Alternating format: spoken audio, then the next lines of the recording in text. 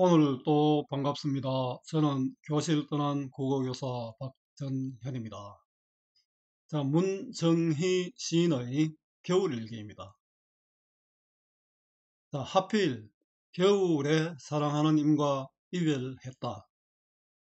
그래서 너무 아팠다는 내용입니다. 도움되는 자료 만들어 보겠습니다. 구독, 공감해 주시면 고맙겠습니다. 자, 길잡이입니다. 하필 겨울에 사랑하는 임과 이별했다. 그래서 너무 아팠다. 문정희 겨울일기 해설. 자, 독백도 끝나고 열정도 사라진 채 바깥 세계와 단절된 채 무기력하게 누워서 죽음만 생각하며 지냈습니다. 그러나 누워서 편히 지냈다라고 말한다. 이 반어죠. 이런 반어를 통해서 슬픔을 극대화하고 있습니다. 그것을 통해 슬픔의 극복 의지를 살포시 보여줍니다. 뭐 이별해본 사람만이 또 알 수 있는 그런 내용이겠죠. 자, 제가 늘 강조하는 것이 국어는 외우는 것이 아니라 원리를 이해하는 것입니다. 따라서 본문 중심의 공부가 필요합니다. 요약시 보고 문제만 푸는 공부는 실패합니다. 국어는 정답을 찾는 것이 아니라 주어진 상황에서 알맞은 답을 찾는 것 꼭 기억하세요. 쉽게 말하면 국어는 어, 지문, 답지, 문제를 읽으면, 정확히 읽으면 답을 찾을 수 있다는 그런 이야기입니다. 이해의 배경입니다. 자, 이 시는 사랑하는 임과 이별한 사람의 슬픔과 고통을 반어적으로 표현한 작품입니다. 겨울에 이별하고 누워있으니까 편안하다고 했지만 사실은 죽을 만큼 아픈 것이죠. 이 시에서 이별의 계절은 하필이면 차갑고 추운 겨울입니다. 임과 이별하게 되는 시적 화자는 그저 누워서 죽은 것 같은 고통만 반추동물처럼 반복해서 씹으면서 반추는 자꾸 먹었던 것을 다시 올려서 씹는 것을 말합니다. 소가 그렇죠. 소는 먹은 음식을 위 속에 넣어두었다가 다시 꺼내가 씹고 그렇습니다. 자, 무기력하게 겨울을 보내고 있습니다. 누워서 편히 지냈다라는 것은 반어법으로 실제로 편하게 지내서가 아니라 살아도 산 것 같지 않은 상태로 겨울을 보냈음을 뜻하는 표현입니다.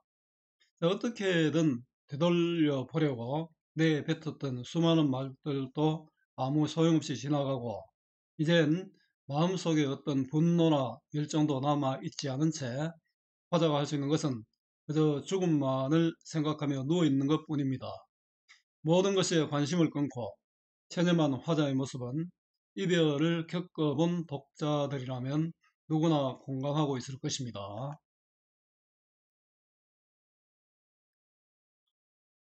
자, 작품 읽기입니다. 나는 이 겨울을 누워 지냈다. 사랑하는 사람을 잃어버려 염주처럼 윤나게 굴리던 독백도 끝이 나고 바람도 불지 않아 이 겨울 누워서 편히 지냈다. 저 들에 선 벌거벗은 나무들이 추워 울어도 서로서로 기대어 숲이 되어도 나는 무관해서 문 한 번 열지 않고 반추 동물처럼 죽음만 꺼내 씹었다. 나는 누워서 편히 지냈다. 사랑하는 사람을 잃어버린 이 겨울. 감상하기입니다. 나는 이 겨울은 이별의 계절입니다. 자, 이별한 계절이죠. 누워 지냈다. 아마 사랑하는 사람을 잃어버려서 그랬다는 거죠. 사랑하는 사람을 잃어버려. 누워지는 이유가 사랑하는 사람이 없어서 그랬다. 염주처럼 윤나게 굴리던 염주는 우리 천주교나 불교에 보면은 이 염주를 굴리는 거 있지 않습니까? 이건 염주처럼 윤나게 굴리던 염주를 돌리면서 자기 생각을 끄집어내고 마음을 정화하는 거죠. 독백도 끝이 나고 독백은 자신의 마음을 진정시키려고 온갖 것을 다 했는데 이제 그 말도 더 할 말이 없다는 것이죠. 바람도 불지 않아. 바람은 마음의 분노, 열정 이것도 불지 않아서 이 겨울 누워서 편히 지냈다. 이 부분을 유의할 필요가 있습니다. 실제는 아팠잖아요. 지금도 죽을 만큼 아픕니다. 그런데 이 겨울 누워서 편히 지냈다라고 한 것은 반어법이 됩니다. 사랑하는 이를 잃고 고통스럽게 지냈음을 반어적 표현으로 드러냈습니다. 저 들에선 벌거벗은 나무들이 추워 울어도 서로 기대어 숲이 되어도. 자, 들에 있는 나무들은 추워서 울면서 서로 기대어 숲이 되어서 서로 함께 견디고 있는 모습이죠. 자, 저부터 되어도까지는 바깥의 상황입니다. 나는 무관해서 나는 이 나무와 전혀 관계가 없다. 자, 이거는 단절감이죠. 외부 세계와의 어떤 단절감을 드러내고요. 내 혼자 고립되어 있습니다.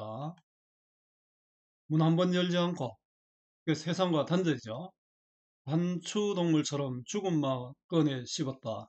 아까 앞에서 이야기했는데 손은 음식을 먼저 먹고 위 속에서 다시 끄집어내서 찾고 싶죠. 찾고 생각하는 거죠.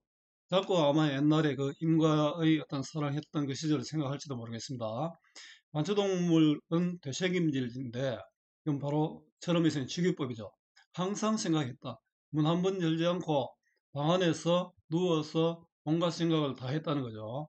나는 누워서 편히 지냈다. 반복되죠. 이 반어적 표현을 반복해서 아픔을 극대화하고 있습니다. 사랑하는 사람을 잃어버린 이 겨울. 자, 뭡니까? 나는 누워서 편히 지냈다. 사랑하는 사람을 잃어버린 이 겨울. 거꾸로 돼야 되죠. 사랑하는 사람을 잃어버린 이 겨울. 나는 누워서 편히 지냈다지 않습니까? 이건 도치법이 쓰였습니다. 자, 요 앞부분과 뒷부분이 닮은 것을 우리 수미상관이라고 합니다. 자, 이 시도 수미상관식 구성을 보여주고 있습니다. 자, 이 부분은 이렇게 도치법을 사용함으로써 어떤 효과가 있느냐 하면은 이 겨울 체언으로 끝났잖아요. 이렇게 체언으로 끝나면서 뭔가 남겨둔 의미가 있죠. 독자를 자극하고 상상력을 불러일으킵니다. 이를 통해서 또 절망적 상황이지만 극복 의지를 강조하고 있습니다. 죽음만 되씹는 절망감입니다. 정리해 보겠습니다. 자유로운 행식의 자유시, 개인의 마음을 담은 서정시, 운문을 사용한 운문시입니다. 성격은 절망적이고 또 체념적이고 또 반어적이죠. 표제는 사랑하는 이와의 이별의 슬픔과 고통입니다. 아마 이거는 뭐 여러분들도 우리 인간이라면 누구나 겪어야 할 일들이죠. 특징입니다. 방안 들판 방안으로 이동하면서 시상이 전개되고 있습니다. 반어법과 시치미떼기. 시치미떼기는 뚝 빼잖아요. 자기 자신을 속이는 거죠. 임의 부재에 대한 아픔을 효과적으로 보여줍니다. 반어적 표현을 통해 슬픔을 극대화하고 있다고 할 수 있겠죠. 낮고 어두운 어조로 아주 조용한 어조로 시의 분위기를 형성하고 있고요. 직유법을 통해 자신의 정서를 효과적으로 표현하고 있습니다. 수미상관 도치법을 사용하여 고통의 어떤 극복 의지를 또 보여준다고 할 수 있습니다. 절망감 속에서도 이런 고통의 극복 의지를 드러내고 있다고 볼 수 있습니다. 자, 수고 많았습니다. 제가 살아있는 한 좋은 자료로 보답하겠습니다. 네이버 구글 다음 어디서나 검색은 박전현입니다.